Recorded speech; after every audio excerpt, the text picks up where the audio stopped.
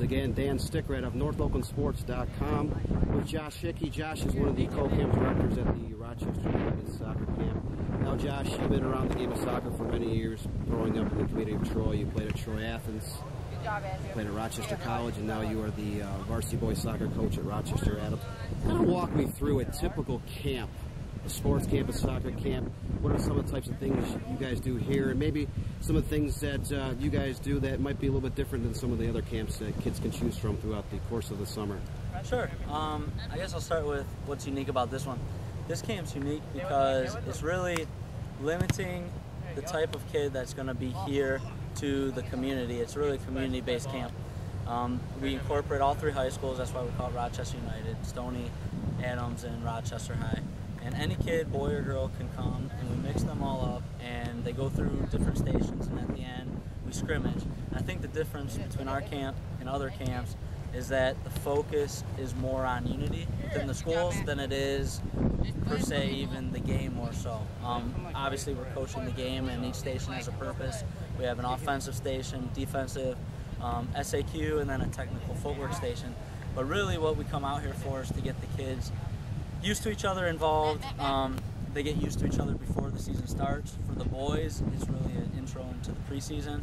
And for the girls, it's a good segue from high school into club as well. And I know most camps that I've been a part of, and I've coached in other camps too, it's more of just a hodgepodge of whoever signs up from all over the place, when this camp is really more specific to the community. And even though we have a few kids from different areas, it's predominantly Rochester-based kids. Now, when you were a student athlete, say in middle school and high school, how many camps would you go to in the summer? Do you think there's an average based on some of these kids, or is it? Yeah, I think when I was a kid, it was less than it is now. I think most of these kids that I know play for me at Adams, they go to 2 or 3, and this is usually the one right in the middle. They'll go to maybe Oakland's, and then they might go to Eastern or Central, some other place. But when I was a kid, I just went to my community-based camp, Troy camp. That's really what I went to. But I think times have changed, and kids are trying to get looks at colleges, and they're going to the bigger camps. And I think this is a good segue into that, where it's not too expensive, where it's too much of a burden for them to be able to participate in multiple camps, but it's also not as strenuous of a camp where they're going maybe to get a look. Here they're coming and they know the coaching staff because we coach them during the year. And they're really coming for fun. They're coming to improve, but it's all about getting to know their classmates and even kids from different schools that they might not know.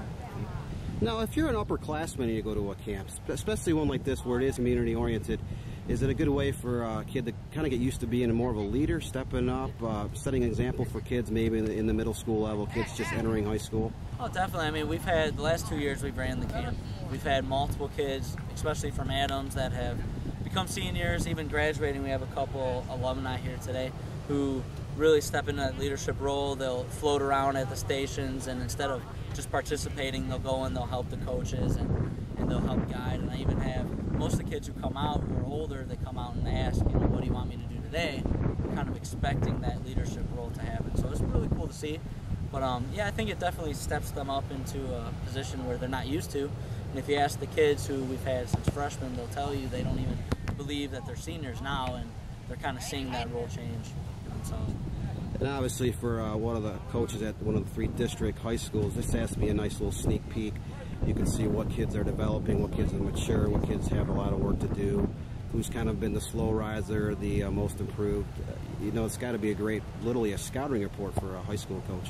No, it definitely is, and we don't see all of our kids. We don't see all the varsity kids or the JV or the freshmen, but we do get to see a lot of the incoming freshmen, which is cool. All 3 of our high schools. And we see a lot of the kids really from the JV squads and the freshman squads and see how they've transformed. And sometimes it's rather surprising, and it is good to see before you get into the tryout mode, and because it comes so quick and you don't have that much time to pick your team, so it is good to see them early.